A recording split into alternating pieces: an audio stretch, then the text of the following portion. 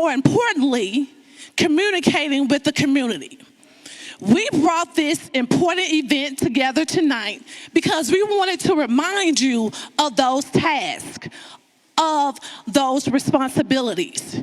When you go to the polls on August 4th, we want you to make an informed decision on who will best represent the district in which you live in our community.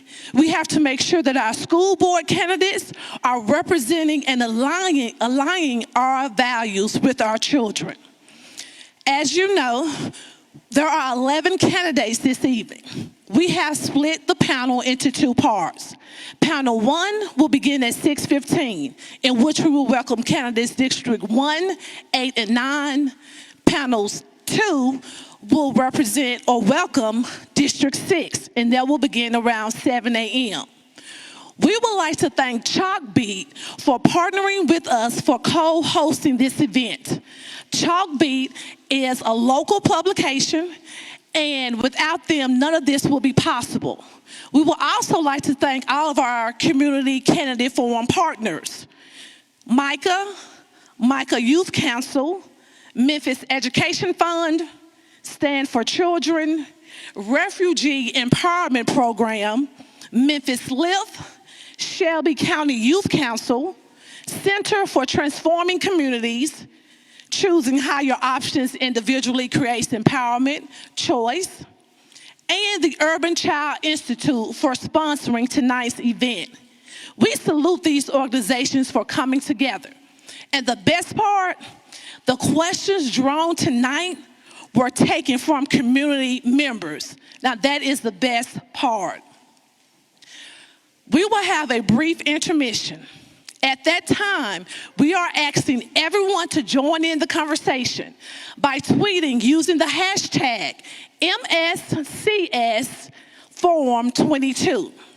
To our Facebook Live participants, we are counting on your fingers. So let's get to tweeting using hashtag MSCSForum22. Tweet one, tweet all. Happy tweeting. Now, before I go, I love crowd participation. And in the spirit of the election season, I know I have some current educators, I have some former educators, I have retired educators. So I need crowd participation. I am a diehard basketball mom and track mom. So I am always cheering my boys on. Yes, I have 4 sons, and I call them the Spencer Squad. So if you will be kind, when I point to you, the audience, I want you to say, "We will vote." Can you all do that for me? Yes. All right, so we're going to do it 3 chants, and on my count, 3, 2, 1. Yes. We will vote. Yes. We will vote. Yes. All right, candidates, you heard that? They said they're going to vote. All right, so we're going to vote. So our moderator for panel 1 is Sam West. She is a reporter from Chalkbeat. She's going to come to the stage. And as an English as a second language educator, I see my language learners, English population over there in the back. I met them. The second moderator is Mr. Ibrahim Hussein, and he attends Douglas Optional School, K-8. Way to represent Ibrahim. ESL is in the building. I love it, I love it, I love it. So if the District 1 candidates will be brought up by Sam West and Mr. Ibrahim. ESL is in the building. And don't forget to tweet using the hashtag MSCSForum22. I am Kalila Horton Spencer, and it's been a pleasure being your MC.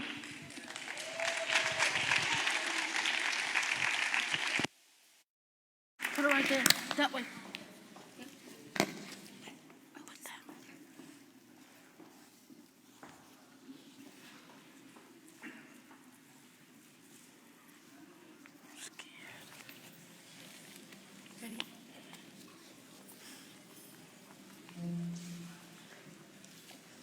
All right, candidates, you can come and join us.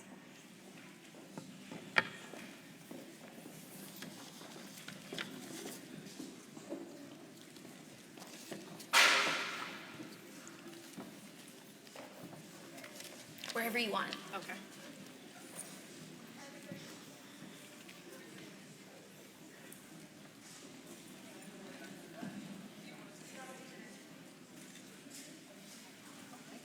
Come on out.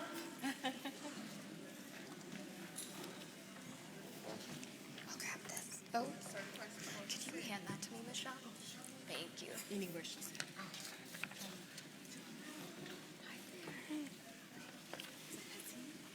Ibrahim Hussein. What? Ibrahim Hussein. Very nice.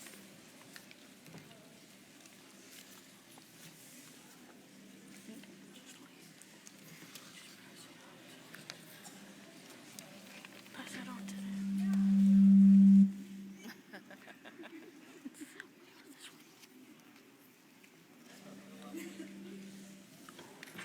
It might be. Do you want me to? Okay. Do you want to hand that to them? You guys will share it out.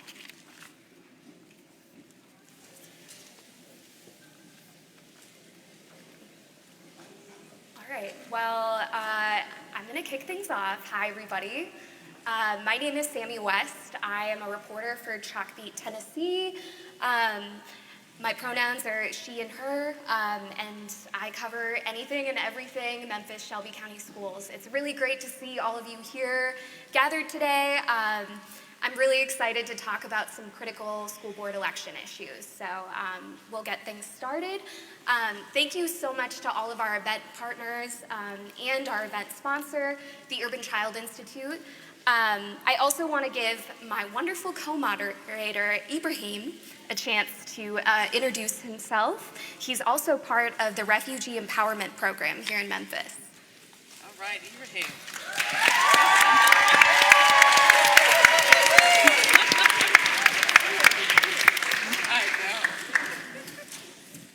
My name is Ibrahim Hussein. I am going to the 7th grade at Douglas K this fall. All right. Awesome. So, without further ado, I want to introduce the other people here on stage with me, since it's all about learning about them tonight, the candidates from Districts 1, 8, and 9. So I'll start things off with the District 1 candidates. When I say your name, please do a little wave for the audience. I'll start with our incumbent from District 1, Michelle McKissick, an Emmy Award-winning journalist who is the current chairwoman for the MSCS board. Chris Caldwell is Vice President of Investments at Raymond James and Associates, and he's a former MSCS school board member who represented District 1 from 2010 to 2018. And finally, we've got Rachel Spriggs. She has over 15 years of experience in education and advocacy as a former MSCS teacher, independent education consultant, and founder of the Game Changers Mentorship Program in North Memphis with her husband. Running in District 8, we've got Amber Wet Garcia, another MSCS teacher, former policy advisor to the Shelby County Office of Education, the former senior director at the State Department of Education, and the mother of an MSCS elementary schooler. And District 9, last but not least, we've got incumbent Joyce Doris Coleman. She has lived in the Orange Mound community for 4 years and sent each of her 7 children to MSCS schools. She's served on the school board for 4 years and is recently retired. Also in District 9 is Rebecca Edwards, the founder of Cultural Arts for Everyone, an organization that provides diverse artistic experiences to students in underserved communities. To learn a lot more about our candidates, we have an in-depth candidate voter guide available on our website. You can also grab a flyer at the back of the room to access all of that information. Now, here are the ground rules for the forum. Candidates, please address the questions we ask in your responses and be respectful of your fellow candidates. We've got limited time together, so we're asking you to keep your responses to less than a minute and a half. You're allowed to finish your sentence when time is up, but after that, we will lovingly cut you off, just so that we can ensure that all of the candidates get an equitable time to speak. So for our audience, we'll have a brief time at the end for your questions. If you'd like to write down a question, look for ushers walking around with note cards and pens. Wave your hand and they'll find you. You can also join in the conversation on Twitter by using the hashtag MSCSForum22. And with that, let's get started. So, our first question, and I'll start with the candidate to my right. What do you see as the most important action the MSCS board can take in the next school year? Let's keep it to 1 or 2 specific actions for the sake of time. Sorry, you guys will have to share it. And is it on? Okay. Yeah, I can ask it again. It should be on. What do you see as the most important action the MSCS board can take in the next school year? That's a really good question. I think that the most important action that the board can take, it starts with rebuilding trust with the general population and the school governing body. Right now, there has been a loss of trust due to the lack of accountability when it comes to how we've held our superintendent accountable. And so I think that is one of our primary That is one of the primary things we need to start with as the board, because that work will probably fall right in our laps if we're elected. The second thing that I think we need to do a better job at really supporting teachers. I think that teachers work way too hard, they work way too long, and for way too less. I think that as we, and I can honestly say that from an educator's perspective. I can say that as an educator, I think it's really important that we support teachers in ways that they can feel it as we begin the upcoming school year.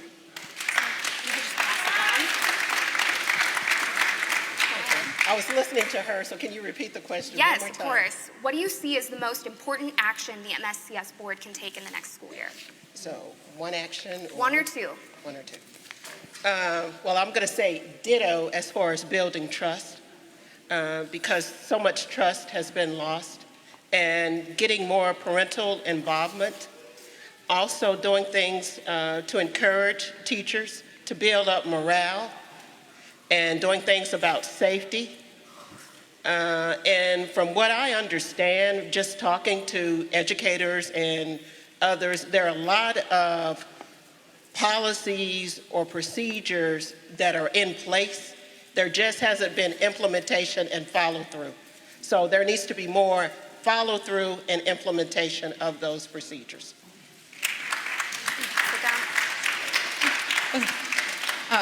I would agree. I think there's, when we think about what the school board can actually do and what they have control over, again, holding our leadership accountable to a really extraordinary vision, but also having a strong strategic plan in place that addresses both academic success and the non-academic needs of our students. So thinking about the mental and physical health of our students is just important. We know that our kids need a variety of things, and that differs district to district. And so thinking about my role, making sure that we have equity across districts. So that might mean that some children need more or different things, and I'd be an advocate for all students across the district. And then I think I would have to agree with rebuilding the trust. What I know about kids is that they rise to the bar that we set for them, and it's time for leadership to rise to the bar that you set for us. All right, Michelle, we'll go to you. Thank you. As a mother of 4 children, one of whom is still in the district, my other 3 have graduated within the last few years, I know how much children need support. And the past 2.5 years with the pandemic has been really a grueling time. And going into schools and seeing firsthand the challenges and the emotional challenges, and watching my own daughter with virtual learning. So a focus on social and emotional learning is a big must, because they're still transitioning into this back to school atmosphere. Something that we've done within our school district currently that our board colleagues have signed off on is more wellness centers. We've opened up mental wellness centers at Booker T. Washington High School, at Manassas High School, Cordova High School, and so those are pilot programs that I'd like to see expanded throughout the district into our middle and our elementary schools, because all of our students need a lot of support as we still transition through this pandemic period. Thank you.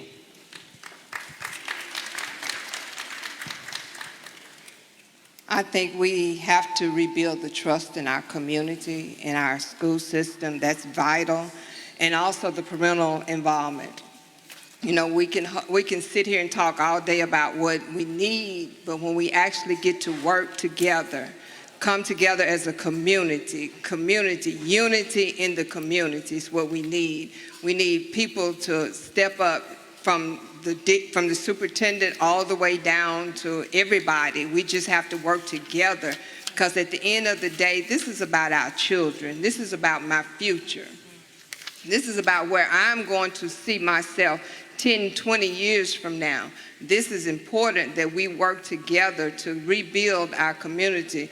We always talk about the heydays. We need to go back to some of those days. What was good enough for us, it should be good enough for our children.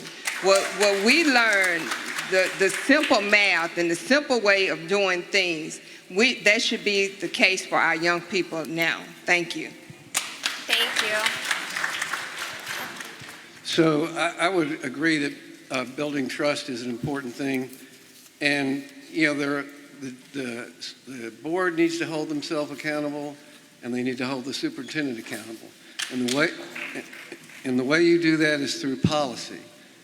One of the things that I did when I was on the board was took a great interest in policy, and I can't remember all the particulars, so that's why I can't use the phone very good, but anyway, so I passed some policies about purchasing authority and other times when the district spent money. And they were to give certain parameters or certain metrics about what they were doing. And so the most important was implementation. How many kids is it going to affect? What were the other alternatives? And then what are the metrics we can judge success by before we spend the money, so that we can constantly monitor that and see how things are going, so you can make changes. The other thing is accountability. And I'll tell you just how personally I felt when I was chair. One of the things that a board chair does is they sign the contracts. So when I got those contracts, I read the contracts. I found misspelling. I found some numbers wrong. And so I wasn't going to sign something and put my name on it if it wasn't right. The other things I asked them to do was All right, tell me what... Sorry, we're out of time. Okay. Well, thank you everyone so much for your responses. And now I'll kick it over to Ibrahim. How would you plan to stay in contact with ongoing day-to-day in schools, starting with the candidate on my right? We can start with you, Rachel. Yes, give it to Rebecca. Thank you. Sorry about that. Okay, you said, how would I stay in contact with the schools on day-to-day activities, and what was the other part of your question? That was it? Just how would I stay? How would you stay connected? How would I stay connected How do you plan to stay in contact with ongoing day-to-day in your schools? in the schools in my district? Yes. Okay. So for me, staying in contact, I would do monthly visits to the schools. Every week, I would be going to a school. I would be reaching out to the principal, to the teachers, going just to finding out what's going on. What can I do to help you do your job better? What's going on with your students? So for me, through emails, through visits, through phone calls, through forums, just going having lunch maybe one day with the staff, just finding out what their needs are. So I think by reaching out, going to the schools, staying connected, making those visits, making those phone calls, that's my way of staying connected. And also doing a little newsletter. Those are some of the things that I would do. Thank you. Amber? Yeah, so I have a little bit of a different race because I've already been thinking about this, knowing that I get to know my district right now. So I've actually started visiting schools already. We have great parent-teacher organizations. But I think about as a mom of an elementary schooler and somebody who works full time, how do I make sure that I'm meeting everybody who needs time or needs to spend time or share ideas or ask questions? And that is want to make sure that I have consistent office hours that you can join either virtually or in person. So you always know when you can access me. Of course, email, social media, and also just sharing out newsletters. But what I mean, I think, in the information too, is that not just saying here's the flyer, saying here are the steps that you need to take if you want to take part in these resources, and then thinking about, do I add value if I'm at a meeting? So not every single meeting will need my voice, but I want to make sure that I'm hearing from educators, students, and parents to say, how can I help? But really put them at the center and make sure that they know that they can come to me to make sure that work gets done. So make sure, honestly, just open up a strong communication and a consistent one so they know how to reach me. Awesome. Thank you. We'll kick it over to Rachel. Okay, so this question here speaks to a lot of the work that I currently do in the district and have already done. And so when you're thinking about how you support multiple schools, we have over 20 schools in District 1. And so with keeping in constant contact, you have to prioritize the schools that need you most. Every school does not have the same needs. And so I really appreciate some of the things that Amber and Rebecca said. You have to have open hours, because when taking polls at the doors as I was campaigning, some of the things that the constituents in District 1 spoke to was that they never got calls back or they never got emails back. So creating a team up front, because the reality is we have other things, and when you're trying to tend to several schools, you have to have systems in place to make sure that you are getting back with people that have real concerns for them. And so creating a committee that helped me stay on top of my duty to meet the needs of my constituents. And definitely I love open hours. I want to be always available, and I believe in overlap. A lot of the work should come from what you already do. So if you're trying to do something outside of what's natural to you, then it seems hard. But for me, I love overlap. I support teachers already. I have already supported 8 schools in the district. Sorry, we're at time. Okay. Thank you. Oh, it's okay. You can keep it. Well, I can hold it if you want. But we'll come over to Chris now. Thank you. So the school board has one employee, and that's the superintendent. So the first thing when you're visiting a school is you need to get the principal's okay to be there. And I think that's an important way to get engaged. As a parent, it was easy for me because I knew what was going on in the schools. And but you have to be approachable, and you have to answer emails like they said. And when people would come up to me and say, "Commissioner Caldwell," I said, "Wait a minute. My name's Chris. Nobody touched me on the shoulder with Excalibur and made me superhuman. In fact, if anything, I think politics makes you a little dumber." So to be approachable, to really care about the district and know the value that it provides to have an educated children, and what it means to be able for this community to reach its full potential. And we can't do that if everybody's not engaged, and you have to have meaningful engagement with parents and the community, and that's listening both ways. And so I would go, as a parent, and sometimes I felt like they were just trying to touch all the numbers. Were they really interested in what I said? Because the reason I even got on the board as a parent What I saw happening in board meetings, I didn't see happening in the school buildings and in the classrooms. So, you should never feel like you have all the answers, and you should be receptive. And that kind of collaboration is how you get an engagement in the community with you. All right, we'll take it to Joyce now. Thank you. I will continue what I'm doing now. I'm not in the schools Monday through Friday from 8 to 5. I'm at the football games. I'm at the basketball games. I'm at the family funerals. Wherever I need it or want it, that's where I be. We have to get out the mindset that this is a Monday through Friday, 8 to 5 position, because it's not. It's a 3 o'clock in the morning when something has happened and they need somebody to talk to position. We have to realize that the same people that elected us to these positions can tell us that this is not we're not doing what they desire for us to do. So I want to maintain an open policy. We started in the Orange Mound community, the feeder school pattern, where we knew the children that was going to start in elementary, the middle school that they were attending, and then the high school. That was something we took great pride in, and it's something I would like to continue to keep going, because we have to know. When I was young, we knew. I grew up in Nashville for a while. The teachers lived in our communities. We have to bring those days back. We have to know who's with our children on a day-to-day basis. All right, thank you. Michelle? Building relationships is about being there in the schools. At the beginning of every school year, what I've done is always reach out to each and every principal at every school in my district, and coming into their schools, being invited in, first of all, because you just don't walk into a building.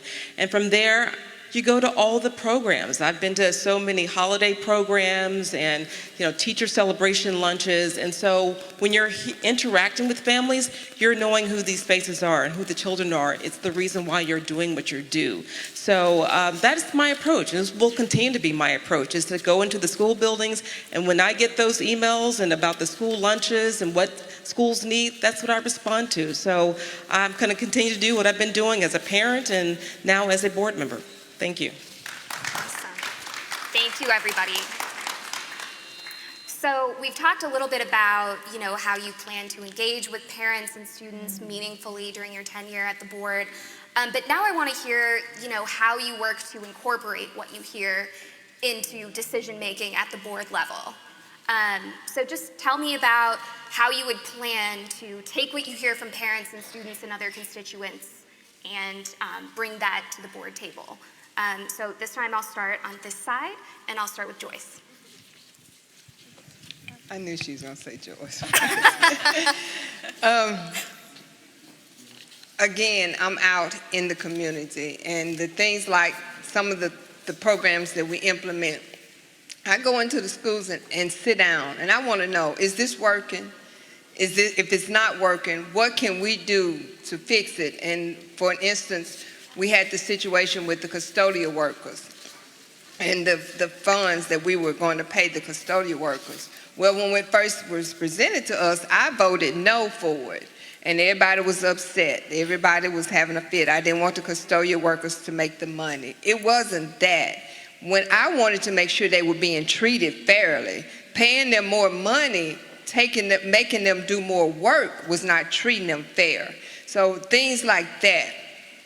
Just because they working extra, you giving them more money, you giving them more work, you giving them more rooms to clean. That wasn't fair. So things like that, when you see we implement policies, I want to go in and see firsthand if the things that we're implementing are actually working, or do we need to tweak it, or how do we need to change it to make it more effective to work for our people in our buildings.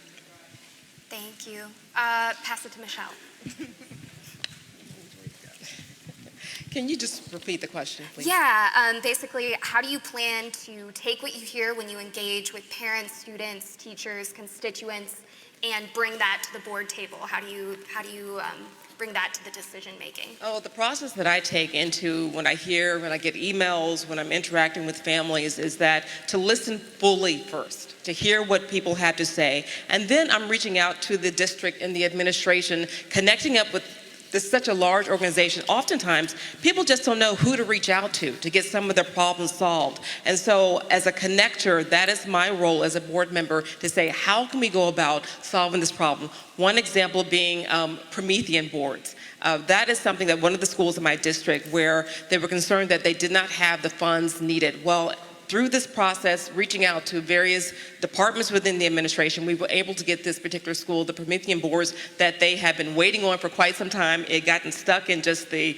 traffic of a large school district like this. So primarily it's just listening and then connecting those constituents, those families, to the right people within the school district. Awesome. We'll go to Chris. Thank you. Being a parent, I think they have a perspective. My perspective is as a parent, because that's how I got connected with the district. But I think you always want to listen, and you always want to gather information, and then you also want to take it to a committee with the board. You want to talk to the superintendent about it, and then you want to find out, is this something happening in one school, or is it happening district-wide? And if it rises to the size or seriousness, then you think maybe there needs to be something tweaked in a policy to see if that might be able to address that and solve those problems. But you always want to listen, because this is the community school district. It's not the school board's district. It's not the superintendent or the administration's. And it's the families and the students that make the only reason we're here. And they ought to be first. Thank you. And we'll come over here to Amber first. Yeah, so I agree with the listening intently to learn. So making sure that I don't think anyone wants a school board leader or any elected official for that matter to go in thinking that they know all the answers, right? What I do know is how to adjust policies, procedures, budgets to reflect what the community is saying. So, and getting to the root of it, right? So if I'm hearing something consistently, are we able to figure out what it is that we're implementing that either needs to be scaled because it's going really well, or tweaked and modified, or maybe thrown out altogether, right? So we can divert our dollars into something that's more effective. So do we know why it's not working? And so I think one of the things that we talk about with understanding outcomes is we talk about what I think we get we put a lot of pressure on and we should, right, to get outcomes for the district. And we frame it as failing, right? But it's just figuring out, we all fail, right? We have to adjust that. We have to adjust course. So as board members working together saying, are you hearing those things? And then through committees and through board work, adjusting those policies and our investments to match what the community is telling us that they need. Thank you. We'll go over to Rebecca. Okay. People usually call me deputy dog. And when deputy dog is mean, you're going to investigate, you're going to listen, and you're going to go all the way to the end. So first I'm going to listen. And if the same thing keeps coming up over and over, then I know it's a bigger problem. But if it's just an isolated 1 or 2 schools, then it's not going to go to the board. I'm going to try to connect those schools to resources, to find those resources. But if it's a bigger problem, I'm going to gather all the information. I'm going to gather data. I'm going to have a little proposal and everything together to take to the board to show them this is what's going on, have a problem, a solution. So don't just take a problem, always take a solution. And this is what everybody is saying needs to be done, this needs to happen, and why it needs to happen. And so anytime you're dealing with information, you want to, and I have really appreciated all of the answers that are on the floor, but when you're dealing with information, you realize that you're dealing with qualitative data. And so with qualitative data, you want to quantify it as much as possible. And so when I was listening, you asked, what do we do once we get all of the information, and how do we how do we bring it back to the board to make decisions? You can't, we're one individual. You know, we represent one district each, you know, if elected. And so it has to be a collaborative and strategic effort around whatever the problem is. And many of you all said, you look for trends. If we just immediately react, then we create more problems than we do solutions. And so coupling qualitative with quantitative data, collaborating around a shared vision around the problem and the solution. I think that at the end of the day, anything that is being brought to us, we always have to go back to how does it directly impact student achievement before we act at all. Because a lot of times we begin to act and we don't, and then the kids have nothing to do with the way we responded.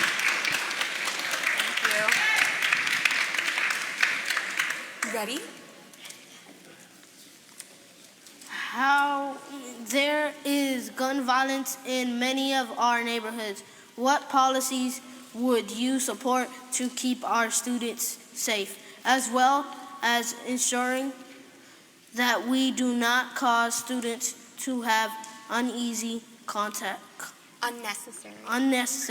contact with police? I'll start with the candidate on my left. Thank you so much for that question. Gun violence is something that is happening in our community and in communities all across the country. It is something that we need to be addressing at the federal level, at the state level, at the local level, and even at our school level. At the school level, something that we've been addressing is how do we make our school buildings safer? And that being something as simple as initially making sure that we're securing the buildings and making sure the doors are locked and there's only one place where you can enter into the building and you can exit out of the building. As far as policy goes, this is something that, once again, it's not an issue that is just singular to the school district. It's going to take the entire community. We need community partners to work together with the school district to say, what can we do to make our school buildings safer so that our children feel safe, so they can focus on what they're there to focus on, which is getting their education. So again, to answer your question, Ibrahim, is just to say that we have to listen as a community to each other, listen to our students, because they're there in the buildings, and hear those concerns and say, how can we work together to make our school buildings safer? Thank you. Thank you. We'll go to Chris next.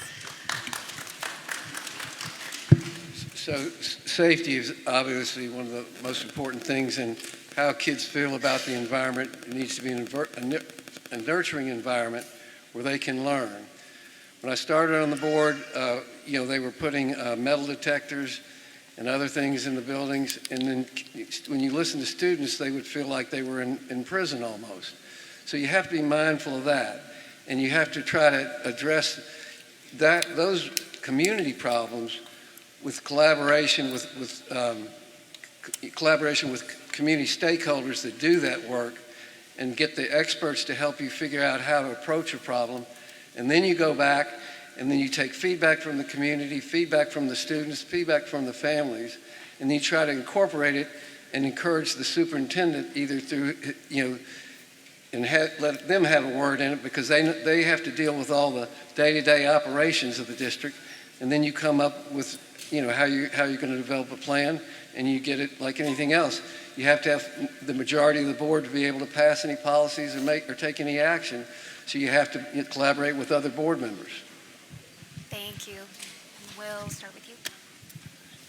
So when you're dealing with, anytime I think about gun violence, which Michelle, Chris, you all said, that it is a national issue. And so when we're dealing with gun violence, I often like to think about what is at the root of that. What is at the root of gun violence? And in schools, as an educator, I understand that a lot of bullying happens and it is never attended to. Kids are crying out. By the time it gets to gun violence, we have ignored many cries, many cries. And so I think that, yes, we tighten up. We tighten up on, we tighten up and we come up with comprehensive plans and we do all of those things. But addressing it at the root, really getting to the bottom of it. Some of the work that I do in schools now is around empathy interviews, getting students' perspectives. What's happening in this school? How can we make this better? How do you feel? Where is your level of sense of belonging? All of those things are important, and not just to hear it, put it in a note, and then throw it away. But when we create the plan with what the students said in mind. And so, yeah, we can police schools if we want to, but we're not going to solve the issue with policing schools. We're putting, they're just creating more problems once again. And so it's really important to get to the root of the problem, which is, at the end of the day, bullying in most cases. All right, thank you. Thank you. And we'll come back to Joyce.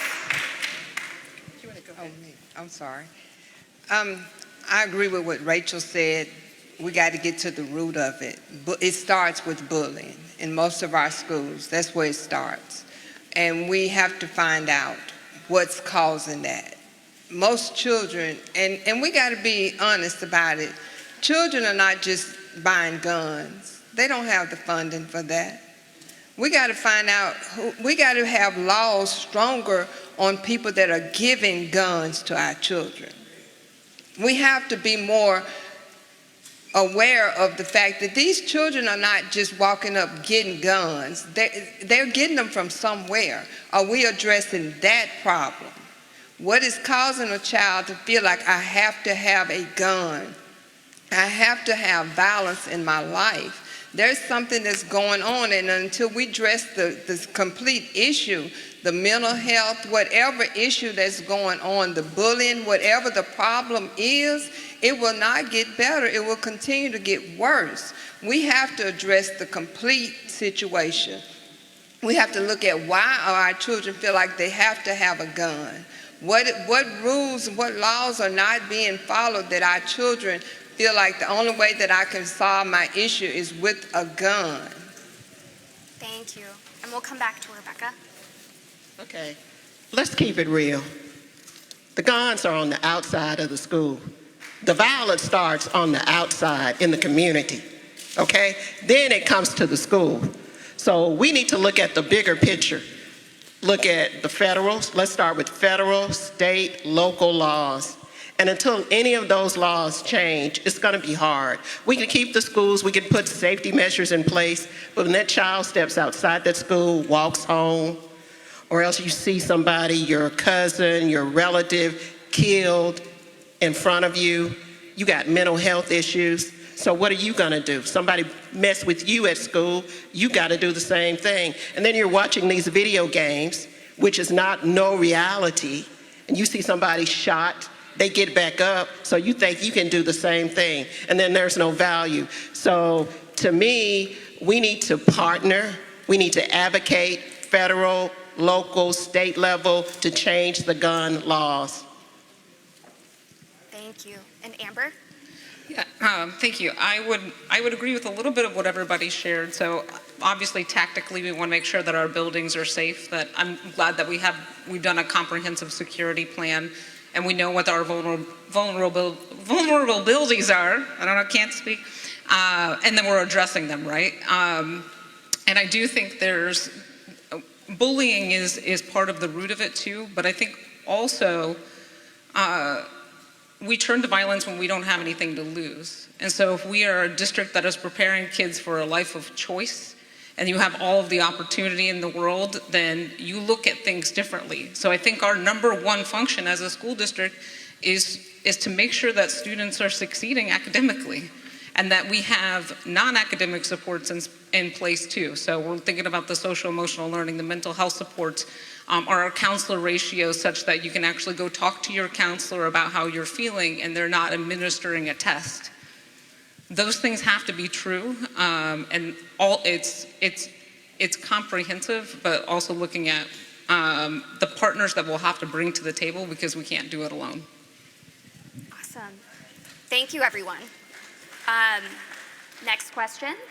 Earlier this month, the school board voted 7-2 to place Superintendent Joris Ray on paid leave, retain board counsel, and hire an attorney to investigate allegations that he abused his power and violated district policies during his tenure as superintendent. It is possible that the findings of this review will become public after this election. Describe 1 or 2 steps you would take as a school board member to inform any votes you cast about MSCS leadership going forward. I'll start with Amber. So 1 or 2 actions that you would take as a school board at the... Yep, as a school board member, to inform any votes you cast about MSCS leadership going forward. Okay. I mean, I think what is already set is we need a comprehensive policy review. I mean, I think what we're facing is interpretation here, and so making sure it's very clear and that we're holding all of our leadership accountable, not only our superintendent, but anybody who is interacting with children, right? Making sure that our policies are really clear, that we are role models, and even if our policies are written just because you can, doesn't mean you should. And for me, it's an issue of integrity. That has to be our number 1 action, and then we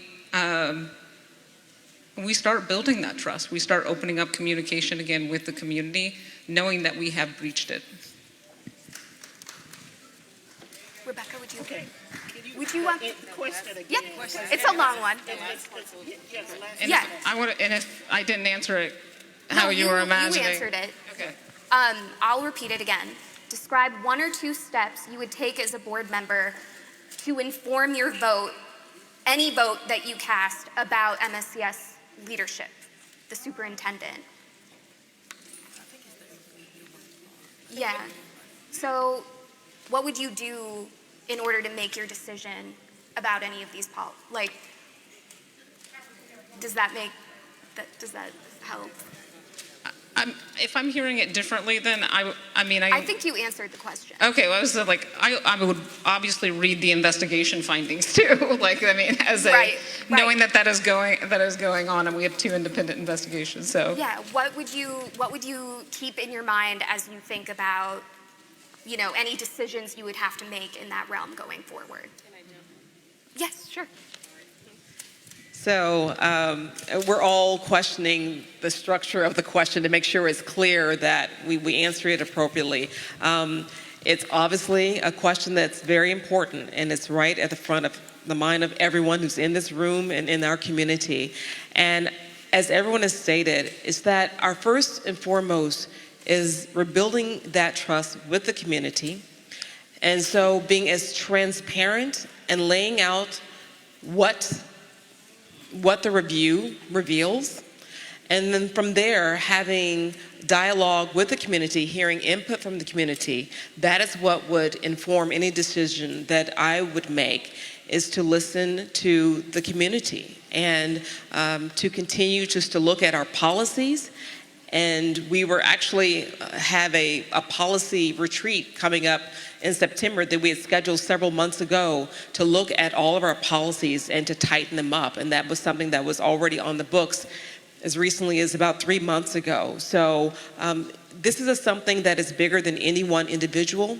It's certainly not about any individual board member. This is about our district and our community as a whole, and moving forward to no matter who may be in that role of superintendent. As we've had many superintendents before, we will have superintendents in the future, and we want to make sure that we lay a foundation that is a solid one for any community, any school board in which to build upon when selecting a superintendent. Thank you. Joyce, are you? As I've always stated, I have to vote true Joyce. I can't vote what's popular. I have to, I pray before I do anything. And I seek answers, I seek guidance before I answer any question or any vote. And with this situation, I will continue to do that. You know, whatever the decisions are that we have to make, I don't take them lightly. I don't make a rush decision. I'm not saying anybody does. Let's get that clear. That's not what I'm saying. I'm talking about what Joyce does. I have to be able to face myself first and foremost. And I don't think I've made a decision yet that I cannot go back and justify as to why I've done it or why I've said what I've said. I don't say much, but I'm going to be true. I'm going to keep it real with myself first and foremost. And then the community, I always listen to the voice. I always listen. Thank you. Chris? So obviously you have to have due process and find out what the facts were. And so when I heard about some of the stuff, we actually do have two policies. They're ethics policies. They were sister policies. One was for the board, one was for the superintendent. And so they were aspirational, but they imply having the highest character and displaying that in front of the students. The other thing where you really control that, because I looked at this contract too, and there was nothing in the contract that addressed this kind of situation. So as an after thing, what you would do is then make sure that some of the issues, if they prove to be true or not, that so that something like this doesn't happen, and that it would mean termination if some of these things were true. And anyway, you always vote in what's, vote your heart and what's right and what's in the best interest of the district. No one person is more important than the district as a whole and district as a whole. And as I said before, this is the community's district, not any one person's board member, superintendent, any administrator. Thank you. And Rebecca? So as the board has one employee, and that is the superintendent. And regardless of if he does something, he or she does something that is morally wrong or has ethics violations, if it's not in the policy, then we need to do something to strengthen and write a policy that will cover that. So as far as going forward, I, as a board member, to work with the other board members to make sure there are policies in place and they are implemented that will say you can't do X, Y, Z. And that if you did that, it is grounds for termination. And you don't have to go to the community to ask for their permission to terminate if they have violated, he or she has violated a policy that's in their contract. So if anybody spent any time looking through our district policies, you will see that many of them have not been updated. And so I think that that is where we all talking about policies. We all talking about, they're outdated. Some of them have not been updated in years. And so we're talking about policy. We're talking about what we do moving forward. Because I believe that when the first thing we do is we have to practice true transparency. That is an issue with our district. We got a lot of smoke screens going up, and we try to cover up information, but I believe that when we are transparent, we are in a position to get true input from our stakeholders, which are our families, which are our community members. And so you say, how do we inform, how do that impact my vote? I believe that the first thing we need to do, once findings come in, depending on what those findings are, we need to push for additional investigations, because this is just a peak of the iceberg. We need to push for, we need to look closer at hiring practices. We need to look closer at other things. And so how do it inform my vote? I want true transparency. I want it badly, because that is the only way we can really restore. We back at where we started, restoring trust with our stakeholders, because we do not have it. Thank you. All right. Thank you so much to everyone for your really thoughtful answers to my questions, our questions. A million thanks also to my co-moderator, Ibrahim. Yeah, give it up.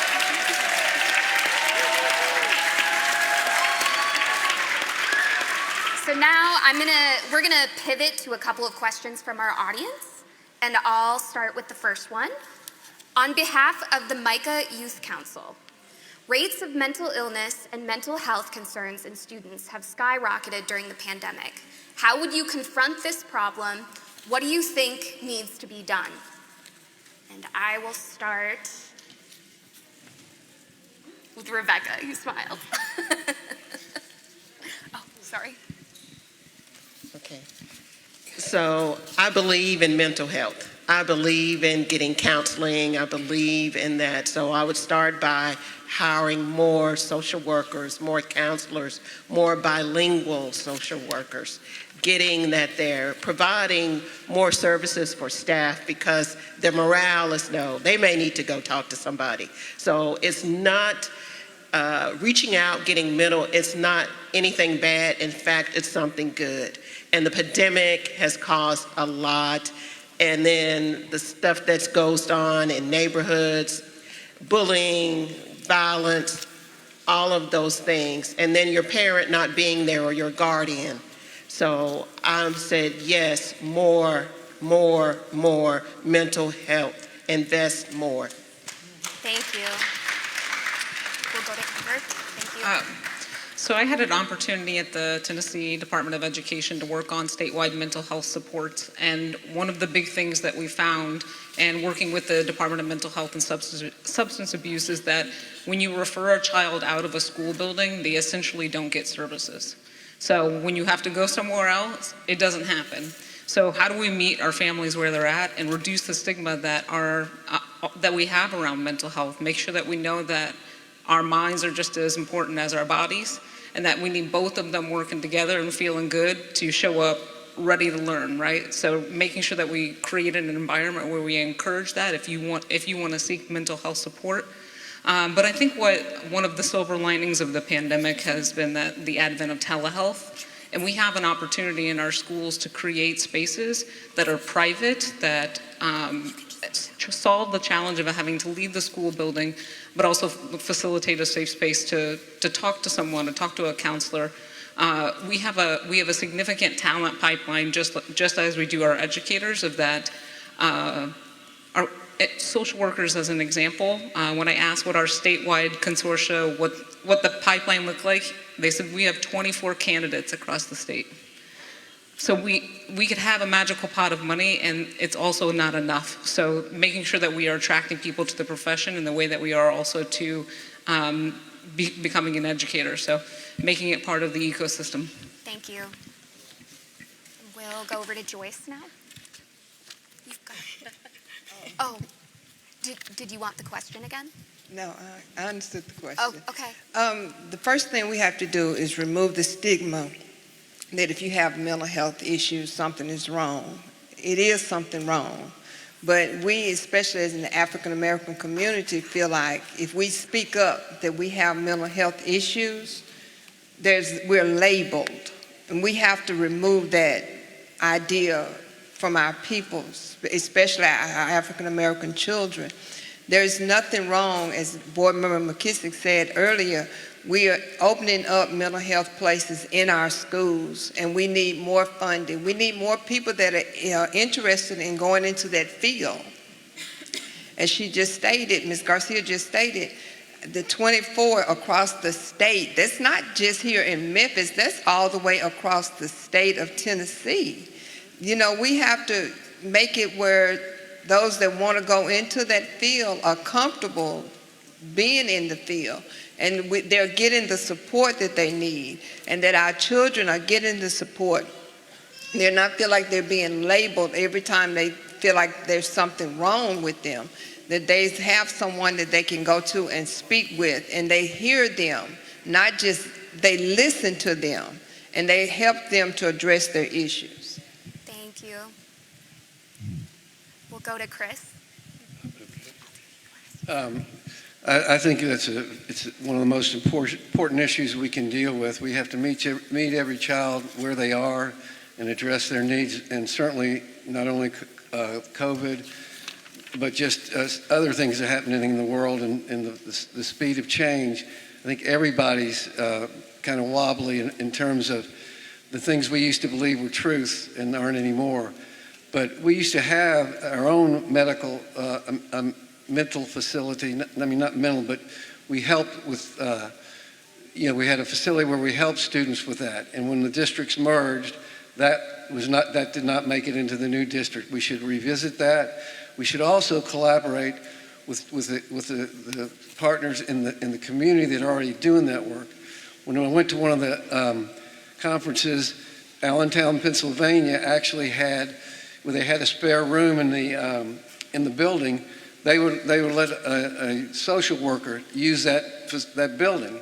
So it's being able to stretch. The district already is underfunded.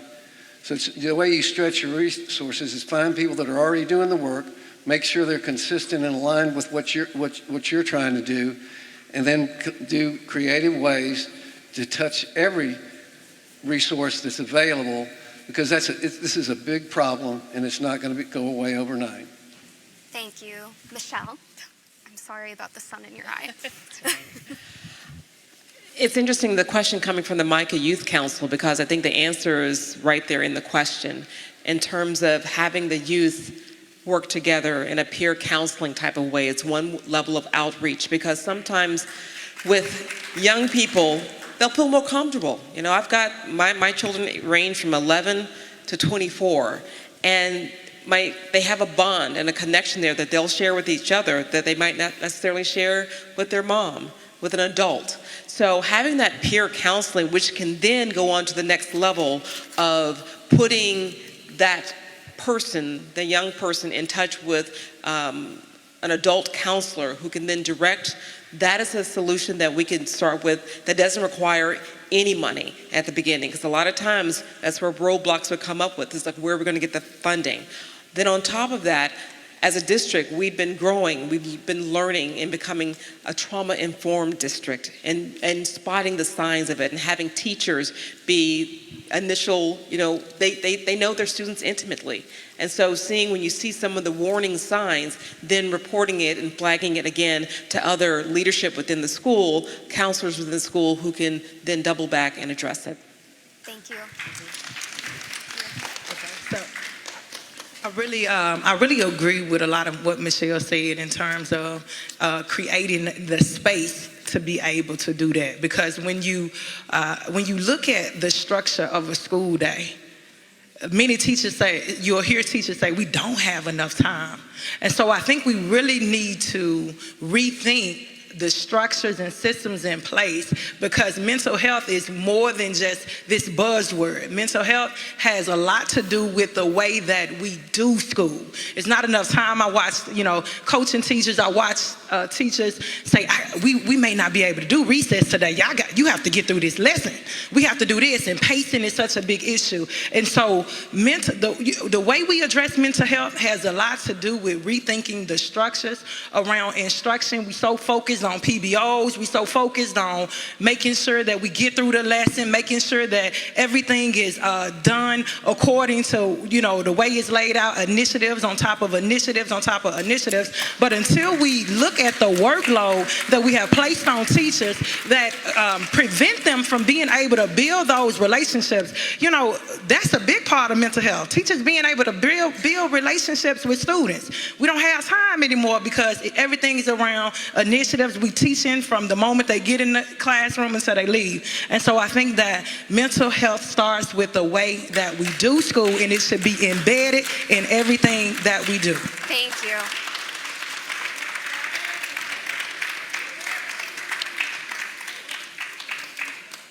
You ready? Get muted. Okay.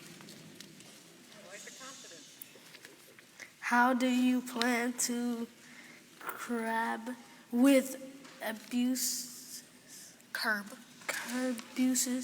Absences. and truancy in schools? How do you plan to curb absences and truancy in school? I'll start. Okay.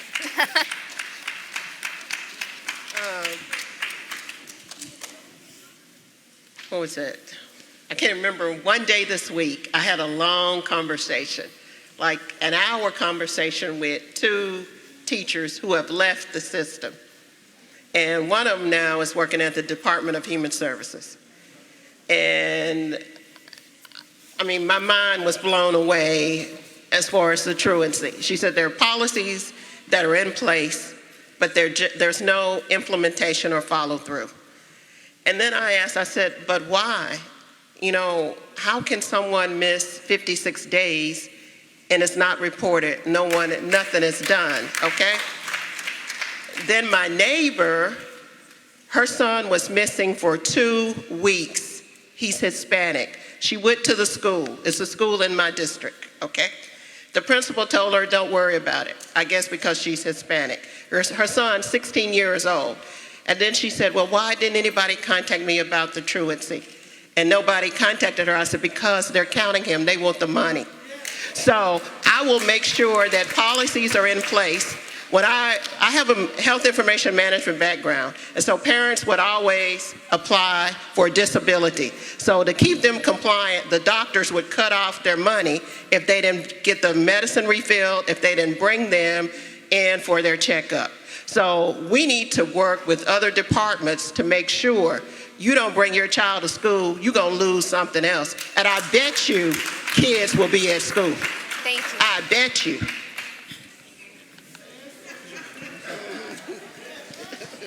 Can you repeat the question about? Yeah. How do you plan to curb absences and truancy in schools?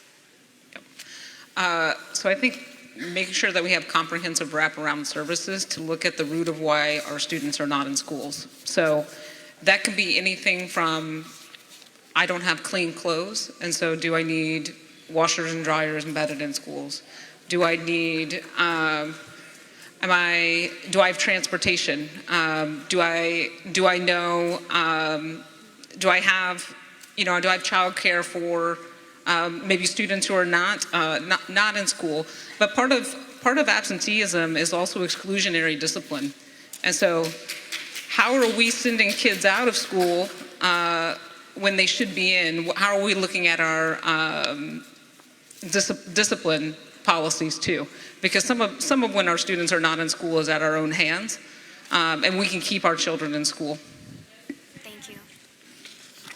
Rachel.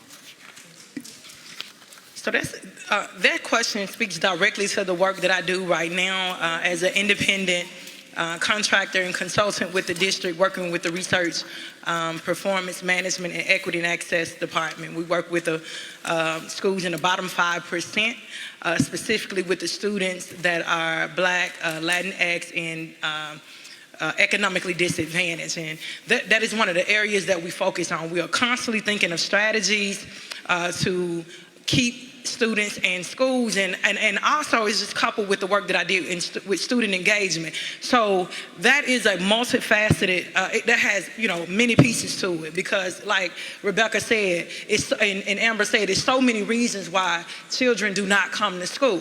And so during my tenure with student engagement in 2009, we used to go into the community and go get the kids. We would go get them. They were absent, and the children on my caseload, we would go get them. And so thinking, like Amber said, comprehensive wraparound services, having partnerships with different organizations that say, hey, listen, chronic absenteeism is an issue. We need all hands on deck. We need, I see Memphis lifting here. Who works directly with parents. We need kids at school. Thinking through strategies, thinking through how we partner, how do we come up with a strategic plan to make sure our students are in the building, because they can't learn if they're not there. Thank you. We'll go to Chris, and we'll go down. What all three of them said, it is hard to add too much more to that, but I think you just have but one of the main points is all the solutions aren't the same for every child. So there do have to be wraparound services. You do have to create a school environment where the kids want to come to school. And unfortunately, a lot of times you have to have the resources to do that, so there should be collaboration. And you do have to hold the parents accountable and the students accountable to some degree, but in the overall way you address that, it shouldn't be anything that discourages them further from being involved and engaged and coming to school. And some of the things maybe is why would a child not want to go to school? Perhaps, they're not being reached by their teachers or the programs, or they have an issue that hasn't been identified. So it's another huge problem. It's going to take a lot of work. It's going to take collaboration in the community, and you just have to, keep improving until you're able to, and then you monitor the numbers and see what the progress is. Thank you.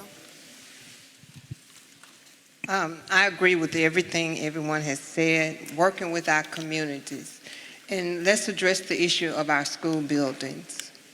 Buildings that are not, the children feel like are not safe. They're rained into school buildings. We need to address that. When you have, you leave home to go to school and it's cold in the school buildings, that's a deterrent. When you get to school and there are not good quality educators in the building to teach our children, that's a deterrent. When they get to school and the lunch, the breakfast is not what they desire or what they need, that's a deterrent. When we have to walk up and down these streets and the kids are seeing any and everything going on their streets, that's a deterrent from them going to school.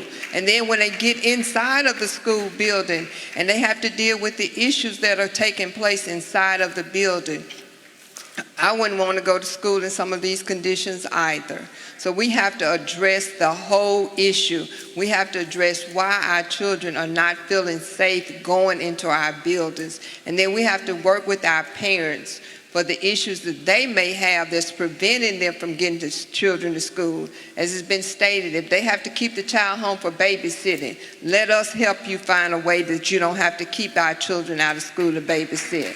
If they have to stay at home because they're afraid that when they send their child to school, let's make our streets safer for our children to go to school each and every day. Thank you. And Michelle? Everyone has summed it up so well. It's not a one-size-fits-all. It's a comprehensive approach. I just had a meeting this morning with the head of Agape, which does an amazing job in 17 of our schools, reaching out, trying to solve this very problem. But one thing I do want to address is that I don't want to go back to the point of where we are criminalizing truancy.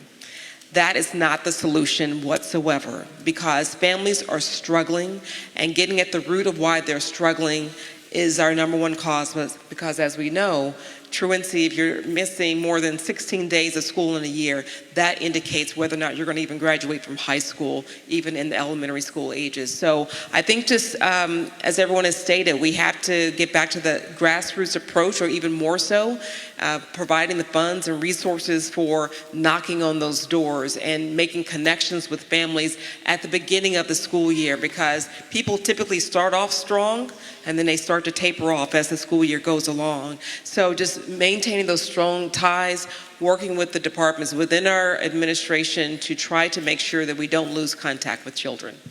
Thank you. All right, well, that does it for our forum of school board candidates from districts 1, 8, and 9.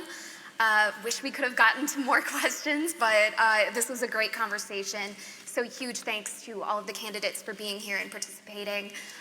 Also a huge thanks again to Ibrahim over here.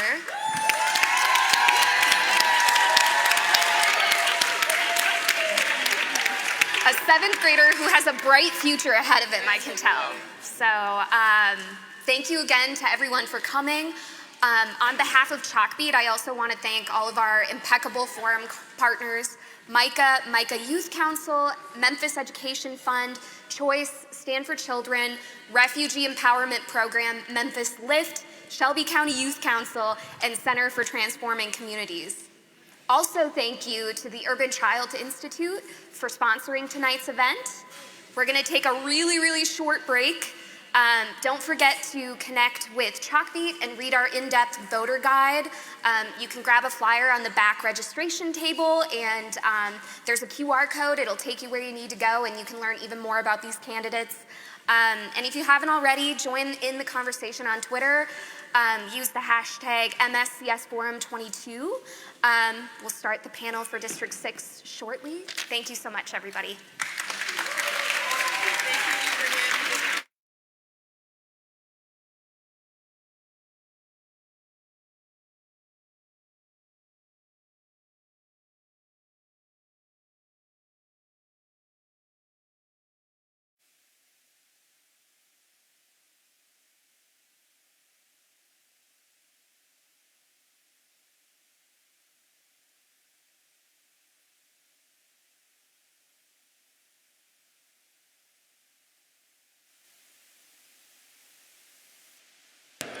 Real quick, everyone, don't leave, don't leave, don't leave. We do still have District 6. We don't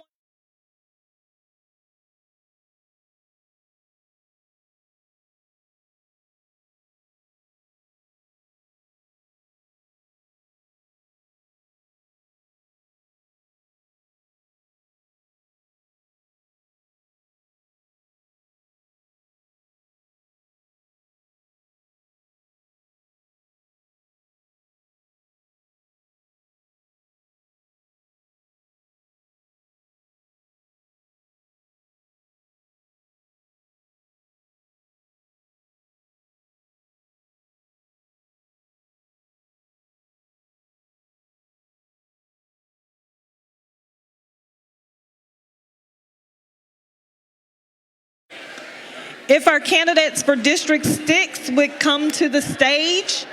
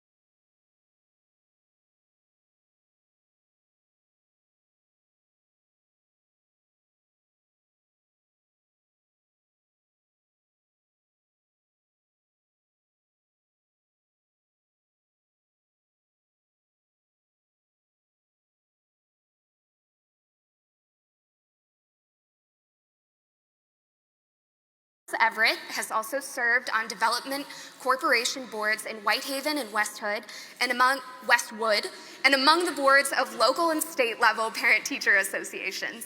Shelby County Commissioners appointed Everett to the seat in late March following Shante Avant's departure. An education consultant and former teacher, Tim Green Jr., has also created 2 programs that work with students, the Dividend and Memphis Restorative Justice Coalition. Program director of the Ticket Program, David Page, is a former teacher of more than 20 years and was a president of the West Memphis Education Association Teachers Union and currently serves as president of the Westwood Neighborhood Association.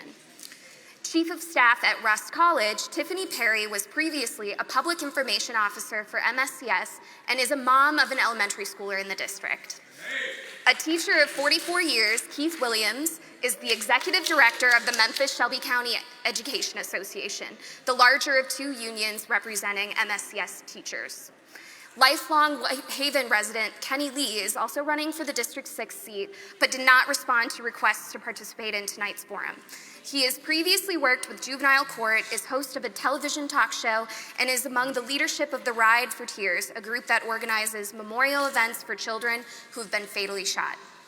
To learn more about the candidates, check out Chalkbeat's annual voter guide with in-depth candidate bios and a questionnaire. Pick up a flyer in the back to access that information. Candidates, some ground rules. Please address the questions we ask in your responses and be respectful of your fellow candidates. We've got limited time together, so we're asking you to keep your responses to less than 1.5 minutes. You're allowed to finish your sentence at time, but after that, we're going to lovingly cut you off, just so we can ensure all the candidates get an equitable amount of time. For our audience, just like the last round, we'll have a brief time at the end for your questions. If you'd like to write down a question, look for ushers walking around with note cards and pens. Wave your hand and they'll find you. Tweet with us by using the hashtag MSCSForum22. Let's get started.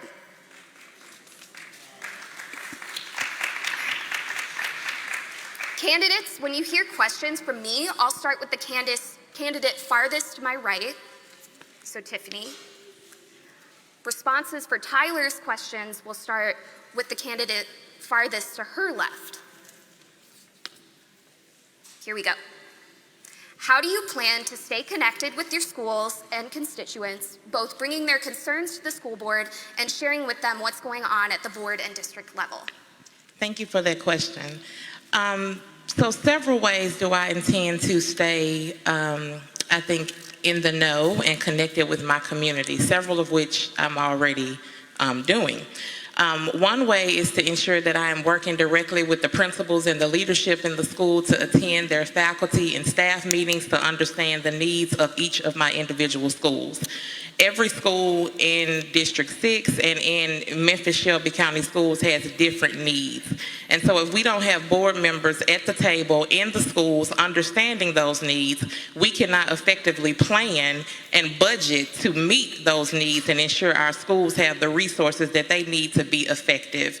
Another way to stay engaged is to ensure I am having parent meetings and am accessible to the community. When I was public information officer for the district, I led the launch of the 3rd grade commitment, in which I organized the parent meetings to ensure those parents were informed. I also worked to create programs to address the needs of those parents for the literacy program and ensuring parents had access to books in the home, which is a major barrier to literacy in Shelby County. So being accessible, ensuring I'm meeting with my principals and leadership, and using the data that we have in this district to make sound decisions to best support my families and the community. As a former classroom educator and also a member of a school leadership team, I know how precious our time is, so I don't want to go to schools every day and check up on you, because we have one employee as a member of the board, and that is the superintendent. So I want to make sure that I'm also accessible, making sure that I'm in contact with my principals, of making sure that they have the room that they need to actually run schools. Aside from that, having office hours that are devoted whenever they need me, I'm there for them. Any events that are happening outside of school, I want to be there and make sure that I'm champion for the students and the educators that are there. Lastly, holding quarterly meetings to let them know what we're doing as a board, what policies are coming up, what input would they like to put into those things, and get their feedback. Because I definitely believe that we need the educators, we need the families, and we need the students' input on the policies that we're creating. Thank you. Charles? Is it on? Is it green? Okay, you should be good. As a PTA leader, I wouldn't do anything too much different from what I'm doing now. I meet with parents, teachers, and staff really on a daily basis and advocating for parents, teachers, and students. I'm also not only around Shelby County, but around the state of Tennessee, engaging with school districts on behalf of parents and teachers. So I wouldn't do anything that I wouldn't be doing right now. I also would like to create two-way communications by creating a parent portal that's accessible to me to have any issues that they would have. They could put those in and we could respond to those. But since the parents are really the school district, we really need to make sure that their input is heard, and I could bring their input back to my colleagues on the school board to make sure that we could collaborate, and if there's any issues that need to be addressed at the board level, we could definitely take care of that. Thank you. As a current educator, the first thing that I've been doing in the past, and between District 6, and I've had the opportunity to work with the schools outside of District 6, and the parents that we have in District 6, I've always sent out a survey to see what is the best form of communication with those particular parents. So whether it be email, text messaging, or website. So I will continue to do that process with those parents. Like I said, the parents are the main source of our communication with our schools. So that's what I will continue to do. And of course, if there's anything else that I can provide to make sure that we're working together between community and schools, I will do that too. Thank you. Keith Williams. I think that parents play a very pivotal role in what goes on in schools. And it is very unnecessary to contact them after the fact. They have to be in on the initial planning. If you're going to have board meetings, you're going to craft policies, they should be in on that. Don't call me when the work is done. We should not have to go to a board meeting as teachers or as parents and get 2 seconds to speak and no response. That is disrespectful. It says that what you're saying is not important. Parents must be at the table. Teachers must be at the table. Students must be at the table. And we cannot do it after the fact. These things need to be done prior to the problems that are coming and that will come and that are coming. We have to know that the role of the parent and the teacher and the student is important. And it is not a secondary thought, but it should be a primary thought before policies are formulated. Thank you. Thank you all for that. In the wake of COVID-19, this is our next question. Students are coming to school with their home life, which may have been significantly changed by sick or sadly deceased family members, or by family members who have lost jobs. What do you think the school district has done well to respond to mental health impacts of the pandemic on students? And how would you advocate for continued support or changes to these policies or programs? And I'll start with the candidate for this to my left. It is a pandemic, and we must recognize that. It is a catastrophe. It is catastrophic. It's a one-in-a-lifetime experience. But let me tell you this. When I started the public schools of Memphis City Schools in 1956, it was a pandemic also. We didn't have the materials, we didn't have the books, we didn't have the resources, we didn't have the buildings. But we went to school and we learned. The teachers taught and the students learned. The pandemic is an excuse. We were a failing district before the pandemic. So the pandemic didn't fail the district. We have work to do in this school system, and we cannot blame it on we were not in the building. Now, we have a responsibility to get children to school. Parents have a responsibility too. But when they get there, they need to be taught. And they need to be taught from a design, addressed curriculum that is going to strengthen their civilization and their way of life in this community. So that is the problem. It is not that the pandemic happened, yes, but we dealt with that. And we are dealing with that. That cannot continue to be the problem for learning loss in Shelby County schools. That is not the problem. The problem is use the curriculum you have to address the needs of children that they're going to be tested from. If you teach them, they are taught. But if you don't, they are not. And we must teach children who come to school. Thank you for that. Well, the biggest thing that I witnessed during the pandemic is kids coming to school with all type of issues. Teachers complaining because they would come to class not ready to learn, not wanting to learn. So we had to spend more time. We had to go get cots so they can take a nap. Some kids hadn't slept all night. And so we were dealing with a lot of issues before we even get to the learning part. And when it comes to parents in District 6, I hate to say this, but they are not concerned about learning. So we had to work with our parents to try to get them to understand that your child not getting education is going to affect everyone's future. And we would work with those parents, because I always surveyed the parents, what can I do to help you? When I called a parent, I never talked about the issues. What can I do to help you? And by making that statement, then those parents were more apt to tell me, well, Ms. Page, we don't have anywhere to stay tonight. We had to walk all night last night. My husband jumped on me last night. The car wouldn't crank this morning. You know, somebody's doing drugs or something like that. So it's just so many things that are going on in District 6 that gives us so many challenges in the classroom. So during the pandemic, they were at home embracing all this negativity. They came back to school with the negativity, and we had to work with those kids.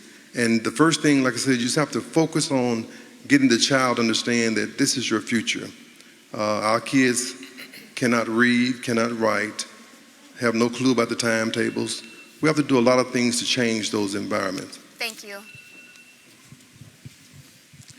Yeah, the pandemic actually magnified quite a few issues. And we have students that their level of issue may range from minimum to quite a bit. And when you put them collectively in a classroom and you have one teacher and you may not have a teacher's assistant, there is going to be a large issue about trying to get those students to learn. So structurally, I don't believe the classrooms right now are structurally built to handle what we need to do with our students. The actual teachings need to be for smaller sizes. They need to be in smaller groups. There need to be more teachers in the classroom, and they need to get back to the basics to bring literacy and the math skills back up so they can rebuild the foundation. The law where you can bring retired teachers back in, it might be good, but I wouldn't want retired teachers to be the full-time teacher. Just bring them in to co-teach with the full-time teacher and the teacher's aide, and have more resources in the classroom and smaller classroom sizes to bring the learning levels up. Thank you. And Tyler, to clarify, the first part of that question is, what did MSCS do well during that time? Yes. Okay. So when we look at that, technology, they made sure that our students had their technology. However, we noticed as well, a huge percentage of our students don't even have Wi-Fi in their homes. So then you have to partner with those other organizations to make sure that those students are taken care of. But when it comes to the social and emotional needs of our students, we have not gotten to that space yet that our students need to be. As someone who has started a program for boys of color around social emotional learning, the Dividend, and working with male educators of color through Profound Gentlemen, I noticed during that pandemic that both groups suffered tremendously and looked for help at every single turn. So if we want to truly be a trauma-informed district, we have to do that with fidelity. Reset rooms are not for naps, okay? So when we went into the building, we still should have made sure that we had resources in place to make up for the learning loss, but also take care of the mental health needs of our students. As a member of Shelby County Youth Mental Health Council that was founded during the pandemic, we know the struggles that our students, our educators, and our families are facing, and we work every day to change those things. Thank you. I'm sorry, can you repeat the question? Because I think we're all over the place. So I just want to make sure I'm answering. Yes, of course. From the beginning, in the wake of COVID-19, students are coming to school with their home life, which may have been significantly impacted by sickness or death within their family or by loss of jobs. And we want to know, what do you think the school district has done well to respond to the mental health impacts of the pandemic? And how would you advocate for continued support or changes to these policies and programs? Okay, so you asked specifically about what has the district done well to respond to the mental health. Okay, so I want to make sure I'm on track. My mama always told me, if you don't got nothing nice to say, don't say it. So this is what I will say. I struggle to find what the district has done well to address mental health. There are some things the district has done well to address technology, even though we were a little bit behind other districts.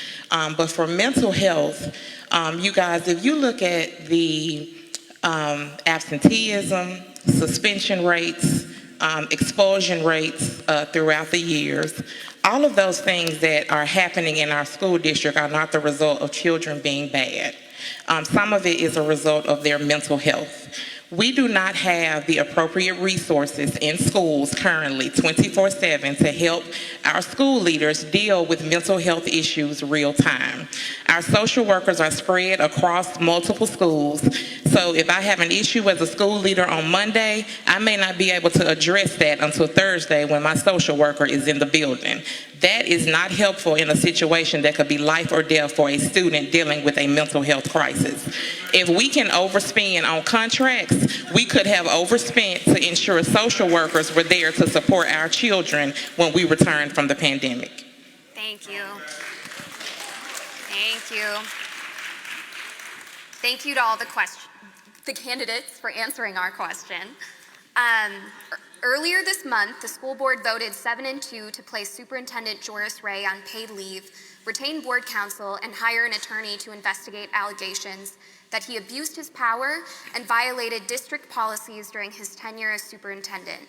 It is possible that the findings of the review will become public after this election. Describe 1 or 2 steps you would take as a board member to inform any votes you cast about MSCS leadership going forward. Can you repeat that last part again? Yep. Describe 1 or 2 steps you would take as a board member to inform any votes you cast about MSCS leadership going forward. Oh, it's me. It is you. Okay, cool. All right. So, number one, when informing my stakeholders on what's happening, I'm going to be very transparent with that. When we look at the superintendent, number one, that's our first employee, that's our only employee, but also the evaluation is very, very weak. We need to have resources in place to replace this evaluation and make it stronger, because our teachers have a more rigorous evaluation than our superintendent does.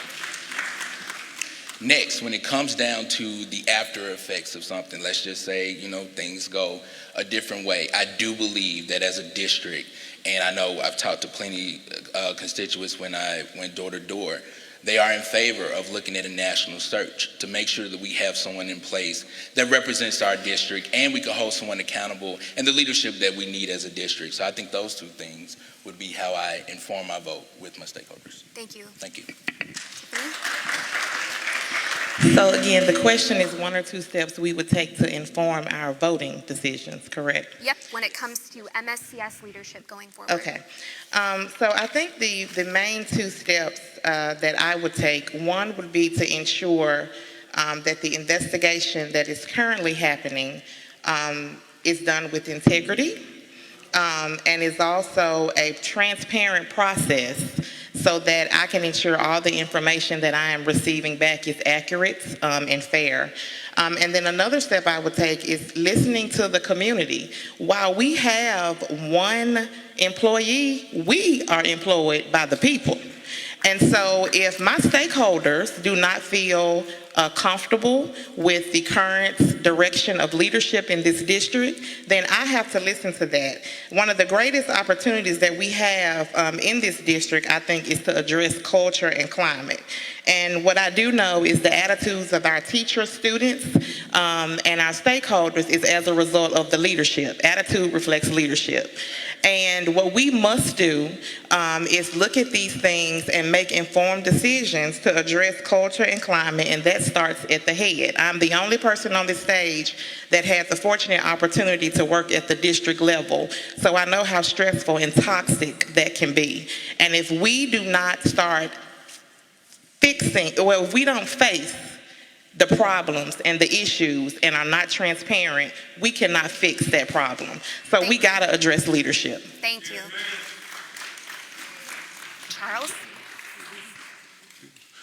Yes, the process of doing the investigation has to have integrity. It has to be transparent.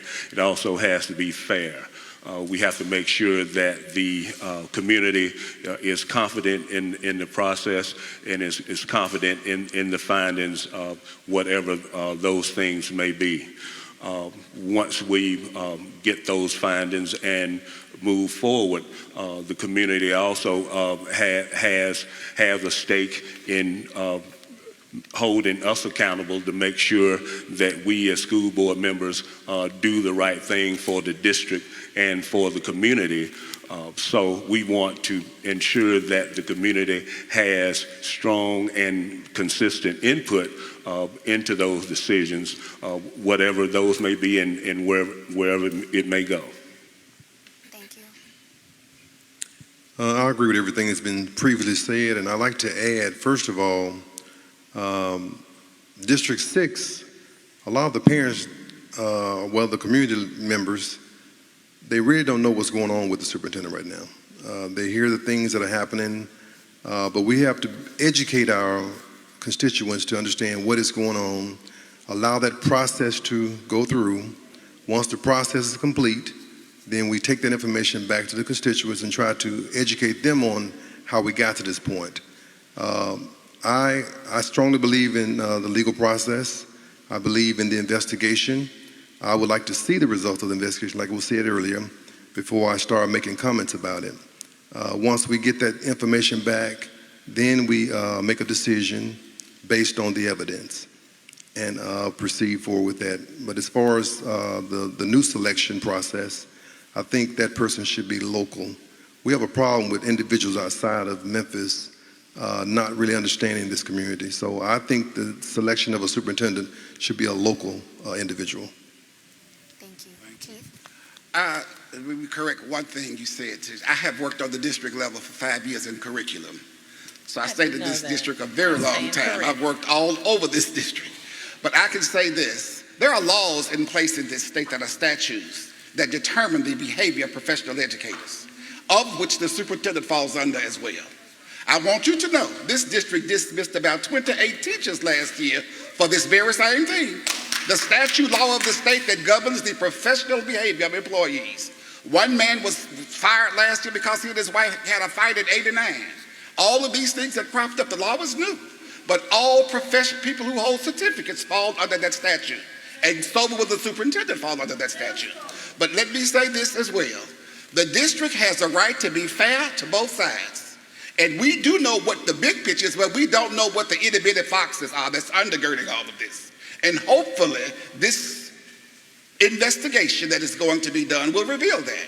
And when that's there, we will have something concrete to deal with. And the state of Tennessee will have something to say. I know because I represent teachers. I know that we had 28 teachers terminated last year for similar behavior based on the law and the statute of the state. So no one is exempt from that. And right now at that Board of Education, it's almost in a frenzy over there because people are leaving on a daily basis as we speak. So we have to be fair, we have to be open, and we have to be consistent with policies. Thank you. I'll start with you. For our next question, we want to talk about stakeholders, a large demographic of stakeholders being young people like myself who are attending school. As a school board member, how will you include youth voices as well as voices from their parents and families in the decisions you make that are impacting them? We'd like you to please be as specific as you can in how you'll incorporate both youth voices as well as those of parents and families. We certainly should have a student assembly that convenes regularly with the Board of Education. And I mean someone from every school, not just the chosen schools or the chosen people, but you should have voice from every community. I have a real issue with schools in my community closing. Students should have voice in that. Parents should have voice in that. And the opportunities should be equal across this district. No one student should have any more privilege than another. Based on state law and the BEP, everybody is funded $11,000 and everybody should get their $11,000. I should not give one student preference over another, and that should not be. So certainly, to answer your question, student voice is paramount to success in this school system. I would like to create what we call a student council within each school, one member from that particular school to create a board, and this would educate the students on the election process, where they have to actually present themselves to the student body to form that particular council, and then the board, as a elected board member, I would attend their individual meetings to collaborate with them and then bring that information back to the regular board meeting.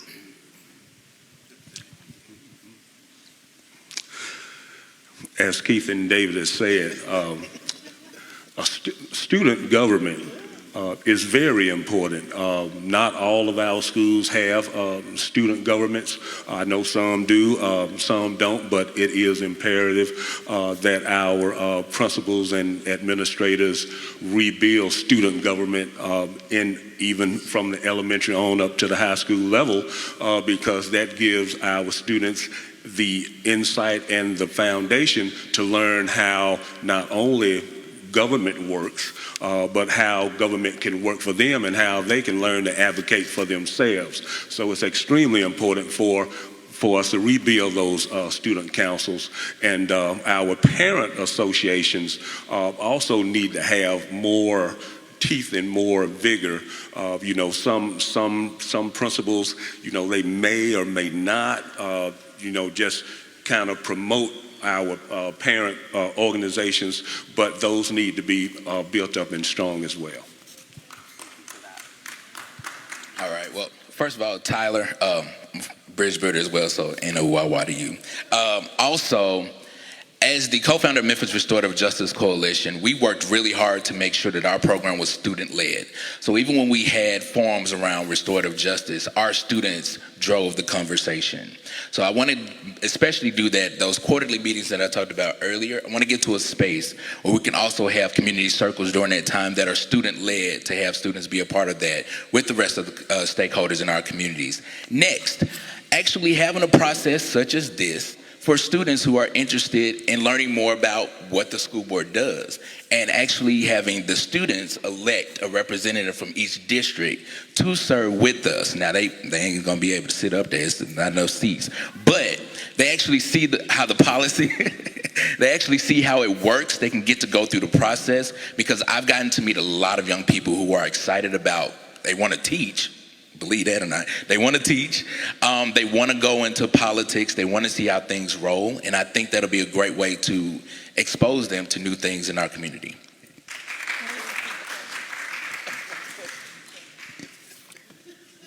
Can you repeat the question? Sorry.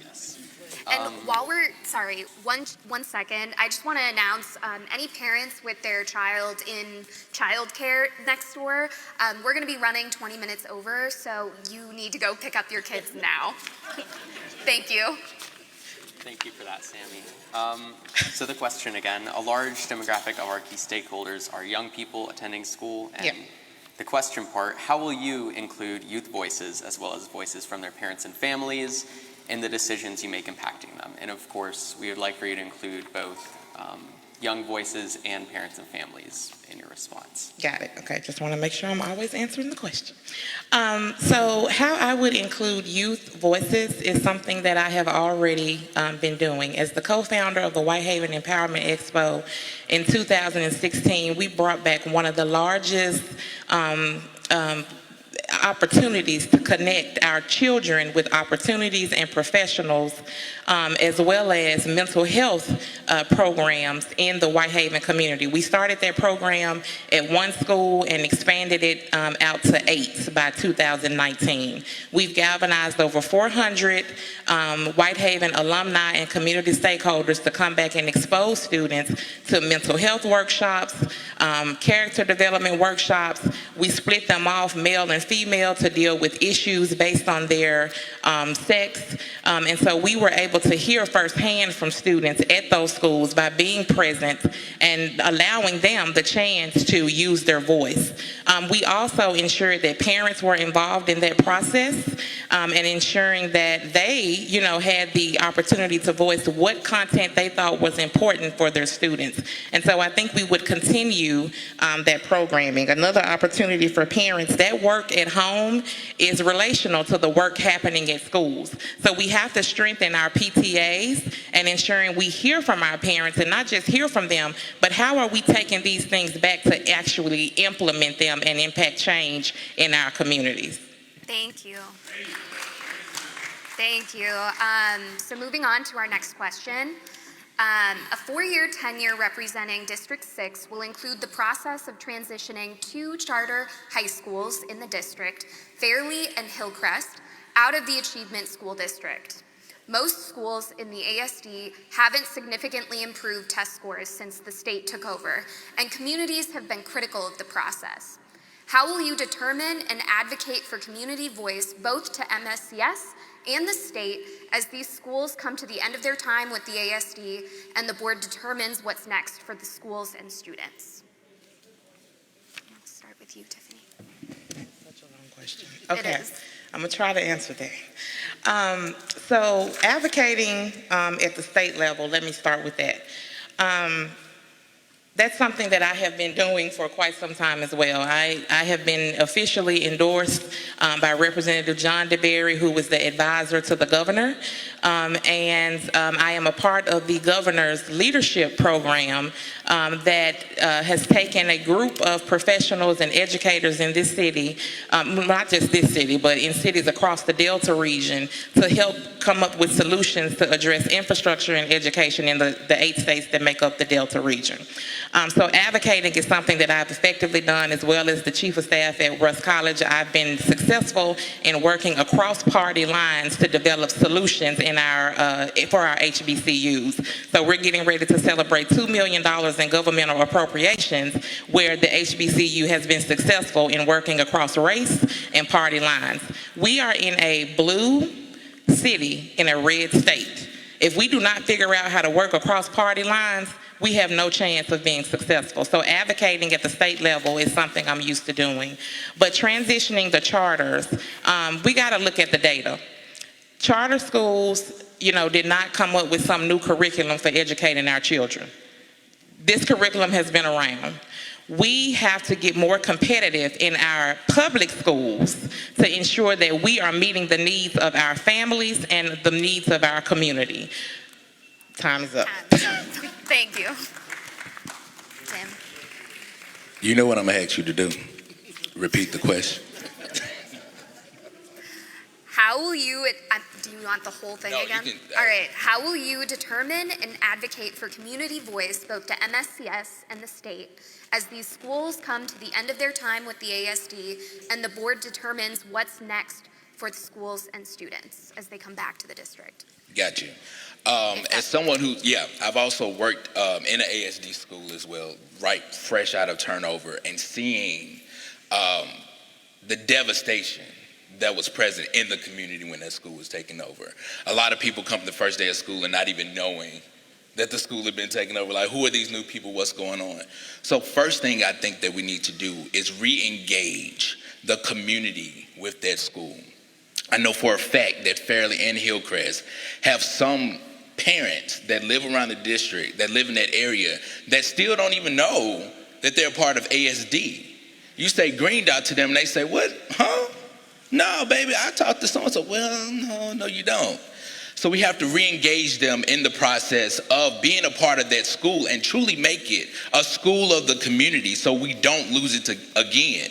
Have those meetings to talk about what are the plans to make sure that we don't lose this school again. Are you going to be accountable for your students? Are you going to be accountable as an educator to make sure that you have the best curriculum? Are you going to be loud and vocal about that? Let's make sure that we're rallying around our educators, our parents, and our students to make sure when we get these schools back, we don't lose them again. Thank you.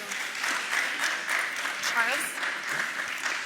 The first thing that we can't do, we can't wait. We can't wait until 2 months before they are coming back, then start engaging the community. We've got to start engaging the community and the stakeholders as soon as possible while they are getting ready to come back to ensure that all stakeholders and all community members know what is expected, who's going to be accountable, make sure that we lay out the strategic plan to bring those schools back in.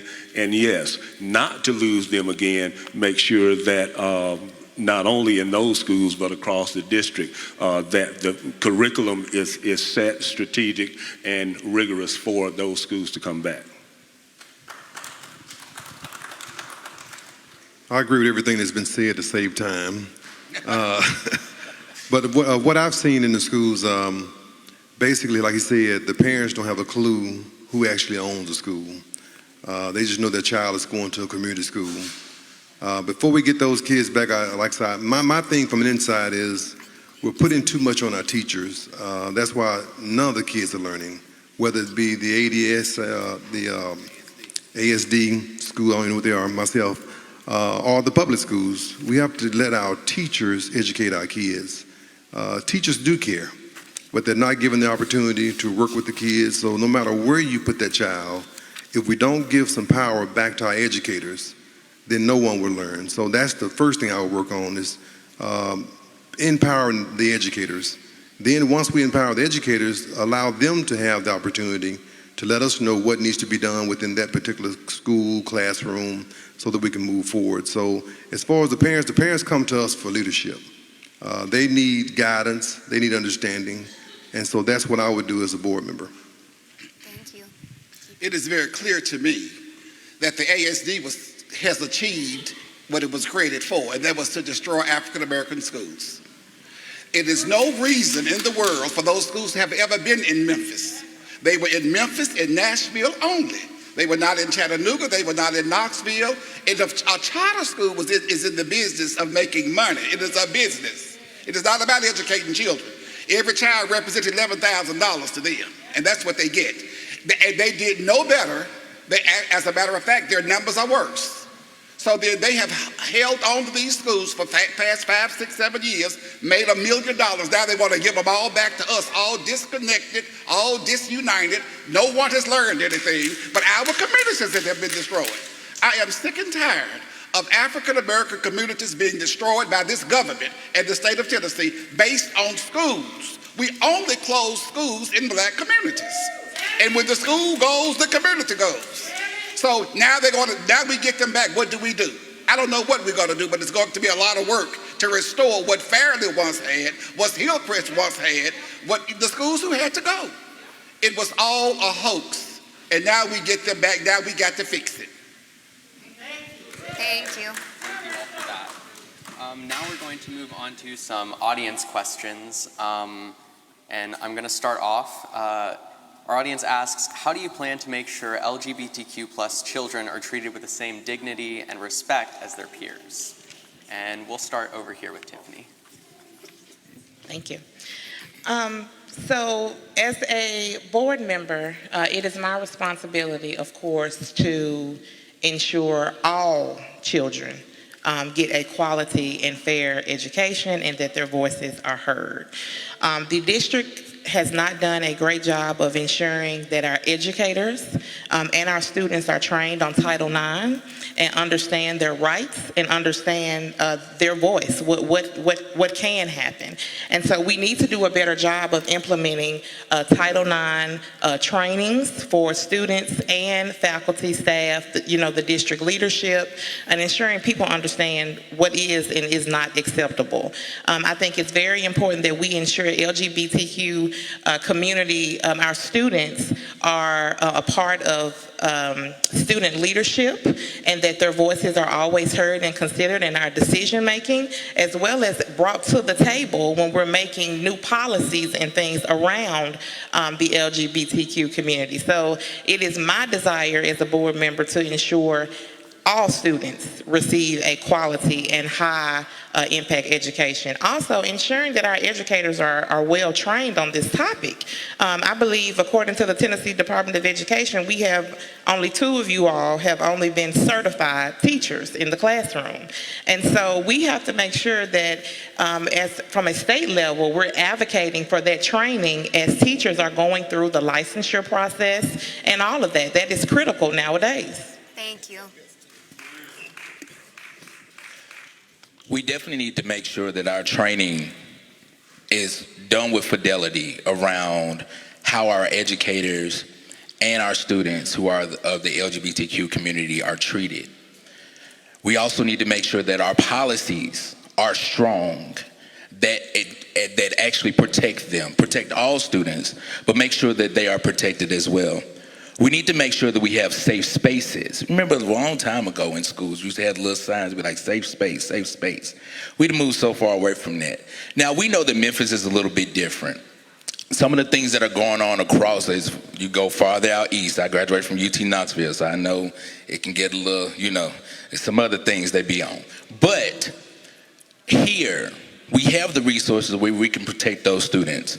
When I worked at Bridges, I was a part of creating the new program we have now, the Collect, Collaborate, and Change program. We made sure that we had a program that was dedicated to LGBTQ youth. We made sure that we had a safe space for them. And that's what we need in our schools. We need safe spaces for our educators and our students who are LGBTQ, but we also need policies that not only protect all of our students, but make sure that they are protected as well.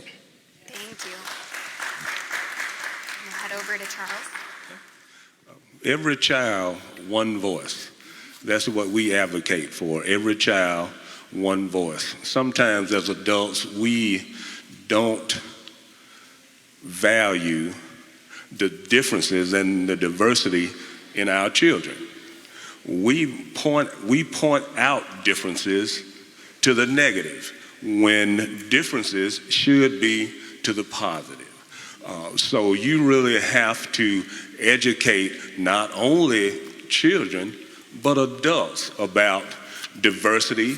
And just because a person is different, that doesn't make them bad or indifferent or anything like that. You need to embrace the differences of every individual because every individual is unique. And as a school board member, and hopefully our parents and teachers, we can all learn and educate ourselves about the differences of all of our students.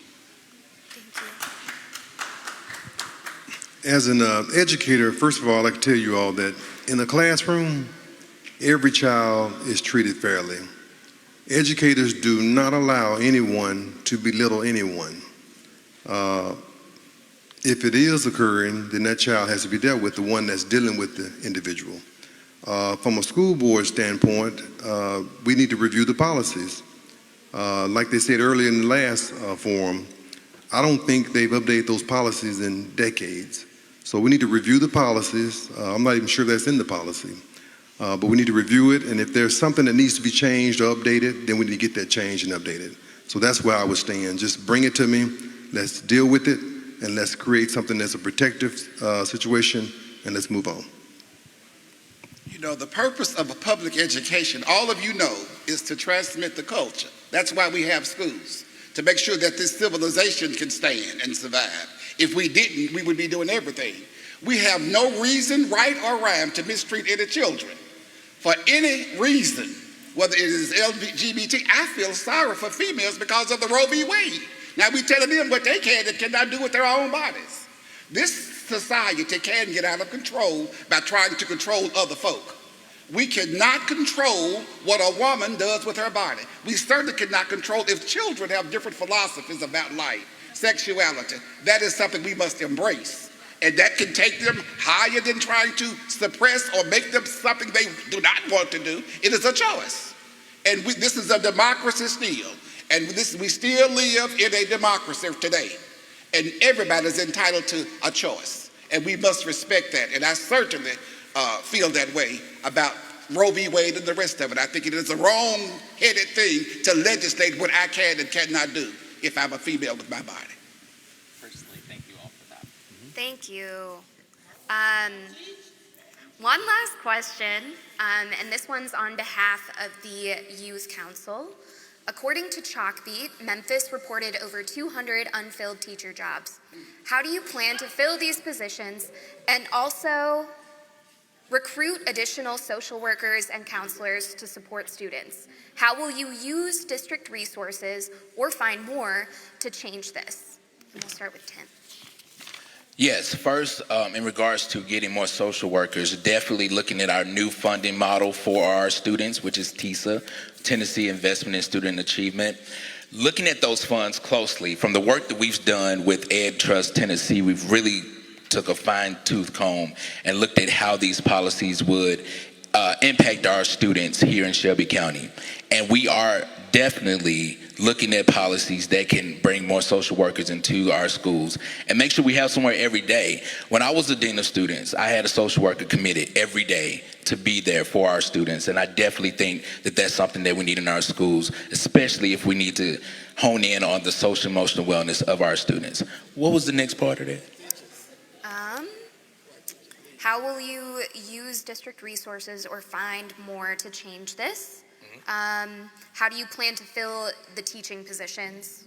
And you address the social workers and counselors. It was another mention. Yes. We also need to work on more pipelines to get more educators into schools. We have a lot of people who work for the district who are on staff that actually want to teach. However, they haven't passed the praxis. And they have problems around that. We need to find a pipeline to actually help them and actually pay.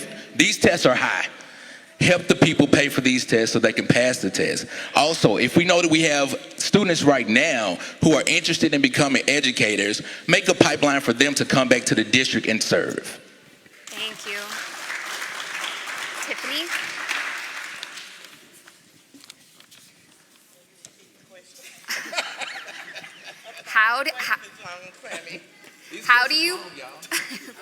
How do you plan to fill these positions and also recruit additional social workers and counselors to support students? How will you use district resources or find more to change this? Okay, first let me address the teacher shortages, which we know we are at about 220.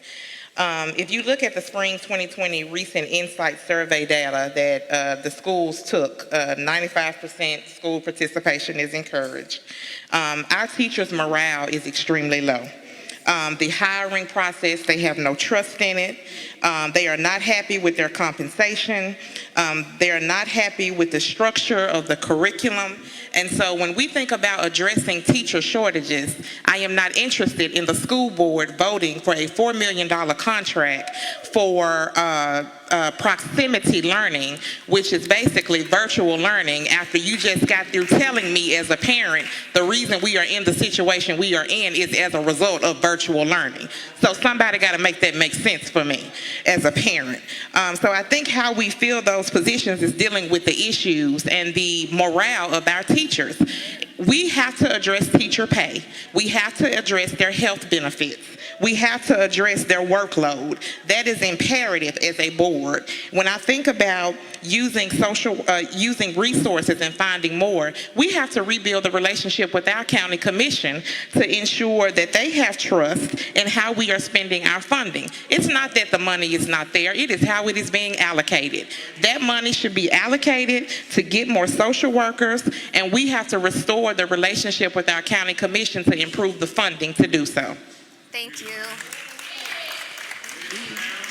Charles? Yes, there does have to be a change in structure because, yes, our teachers have been, I don't know if disrespected is the right word, but the teaching profession, we don't value it like we used to. So there are a lot of people who don't want to go into it, and teachers are overworked. You're supposed to be there a certain number of hours every day, and then you're there 3-4 hours more. And a child can tell when a teacher is not interested in teaching. But what we really need to do, we do need to address some of the structural issues that we have with teachers to make sure that we can bring them back in to the confidence of the district and make sure that we can bring our academic success back, and our social workers that need to be brought in,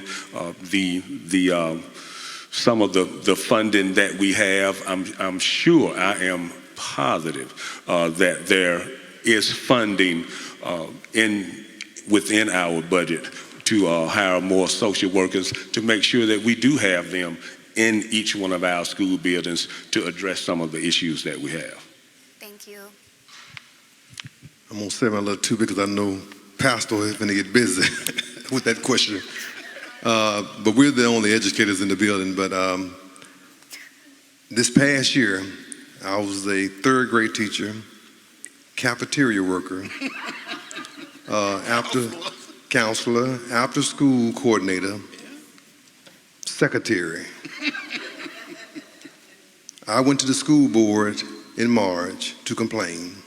And all I simply said, if we cannot get subs, why not just pay us the additional pay?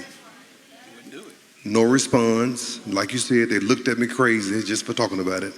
So I had to quit the next week because that was just too much. And it was really hard for me to leave those kids, but it was just too much to do. 4 jobs for that low pay. And it was ridiculous. So I think we should, first of all, and when I talk to the co-workers of mine, why do we have all these individuals coming from the district office telling us how to teach? And I was teaching the timetables, which I was forbidden to do. That's right. Can't do that. Because I was supposed to just give them a printout of the timetables. That's how they learn the timetables. The kids don't even know the timetables. So my thing is, let the teachers teach. Back in our day when we first started, it was just a teacher evaluation 3 times a year. If it was not met within that classroom, then we didn't pass, okay? Thank you. Keith? You will never get teachers to come to this district to teach under the conditions under which they have to work. Now, if they're saying we have 200 short, we have about 600 short, probably. I can tell you this. When I started teaching in this state in '73, I think I made $4,800 a year. When I retired 5 years ago, I was making about $73,000 a year. Teachers have not had a raise in this school system, and I know because I'm the executive director of the union, in 5 full years. They have not had a pay increase. They have gotten some bonuses, but they give those every year and take them back every year. So you don't get to keep that. Our insurance plan, the district made over $4 million off of the premiums teachers paid for insurance. We didn't get that back. But we have increased handsomely the top of the administration. We have 37 deputy superintendents in this school system, all of who are paid very well. So you cannot expect, and I can understand, and you're talking about bringing people out of retirement, it will never happen. Why would I go back to what was the source of my pain? I'm not going back into a classroom. I stayed there 44 years, and I'm certainly not going back down for free. It's not going to be any benefit for me. So they have created a situation that has made it horrible. And anybody in their right mind, I have 2 granddaughters in college, not even considering education. Grandparents, educators, but we are in a pivotal state. And the pay. And I say this, I know my time is up. We used to be, when I started, we used to be the highest paid in the Southeast region. Memphis City Schools was. Now we are the lowest in the state, and we're number 18, and it is unimaginable. Thank you. And that's time, everybody. Thank you to all of the District 6 candidates for your time this evening. Even if you had to ask the question a couple of times. I'm just kidding. And thank you so much to the audience for your interaction and your input. The questions we asked tonight wouldn't have been half as thoughtful without the input from my co-moderator, Tyler, and from Laura Testino at the Commercial Appeal. I'm turning it back over to Vanita at Micah to close us out. Thank you again so much to everyone.